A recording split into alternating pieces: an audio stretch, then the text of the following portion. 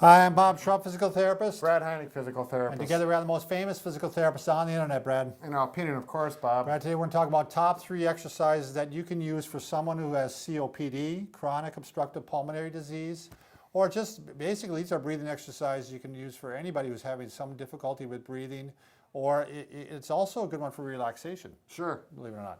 So this is, we'll go through the 3. The first one is a very basic one, very common one. And basically what you're trying to do, you're going to breathe in through the nose, which we call like you're smelling a flower. Yep. And then you're going to like blow out a candle. Right. So you're breathing in and you're doing pursed lips on the way out. Yep. So you're starting off, what you'd like to do is to do kind of a 2-to-1 ratio, is that you're breathing in for 2 seconds. 1001, 1002. And then blowing out for 4 seconds. 1001, 1002, 1003, 1004. You're going to find out most of you cannot even do that to start off with. Very difficult to do. I've heard people say breathing out, pretending like you're breathing through a straw, your lips going through a straw. Breathing out through a straw. Right. Yep. Yeah. Yep. So that's the basic one you can do throughout the day. You can repeat it, multiple times. It's just an easy one to do wherever you're at. Trying to get more air in, more air out. Trying to expand your lungs. Be relaxed. If you're relaxed. Yeah, that's a good point, Brad.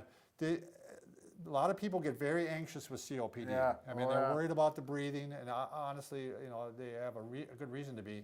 But you want to make sure you have good posture. Posture up. And a lot of times, even maybe relaxing those shoulders a little bit. Yep. So, the other thing, before we go on any further, it may not be a bad idea to get a pulse oximeter. You can buy these at Walgreens and a lot of general stores now, or look online. So again, it's a pulse oximeter, and you put it on your finger, tells how much oxygen is in your blood. Right. Percent-wise, you should be above 90%.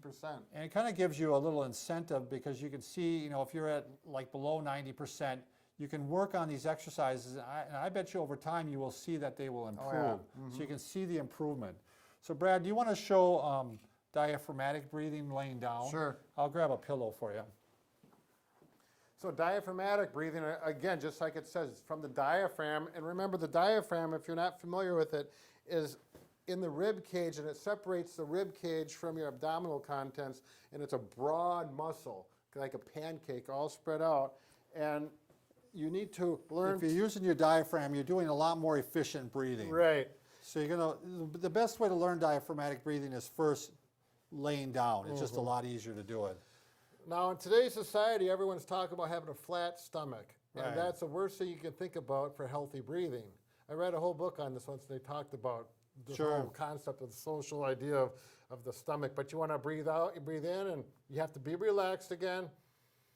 See how his belly expands when he breathes in.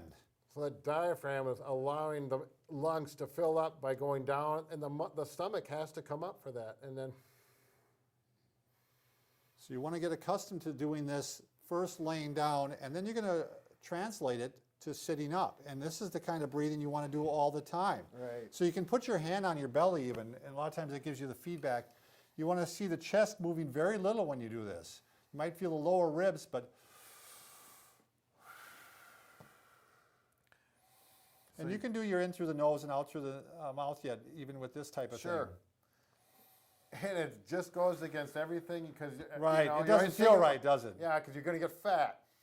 Belly sticks out fat, but that's good. But people always think when take a breath, like you expand your. No, you want to let the belly go out instead. Now the third one is the fun one, Brad. This is the fun way to improve your breathing. And what you want to do is get a little harmonica. This is my kid's harmonica. Sure. And it's a Hohner. That's the most popular brand, right? Wow. Hohner. Well, I don't know about that, Bob, but whatever you say. All right. So, but I mean, and there's a lot of sites on the internet that'll have the songs all laid out for you.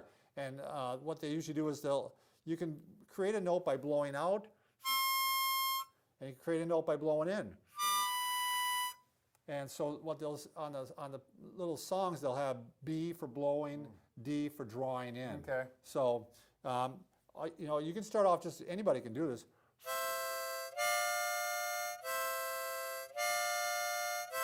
And you got the pursed lips. Okay. And while you're doing this, are you thinking about the diaphragmatic breathing and too. you can throw that in there too. Sure. But there's whole groups that get together and do these songs with people with COPD. Sure. And so it's a lot of fun, and it's a lot of camaraderie. Right. Plus, this one lady who I saw on the internet, she was talking that whenever she'd stop doing her O2 saturations would start to go down. Sure, less So, oxygen yeah, in the blood. So, all right, give me my hat, Brad. Okay, yeah, let's see a little So when you- presentation.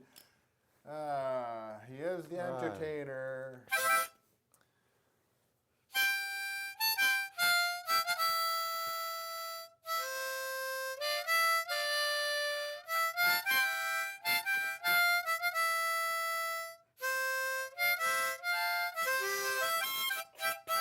Billy Joel. There you go. He was able to name it even. I am the entertainer. No, sing me a song. You're the piano man. Oh, well, that was close.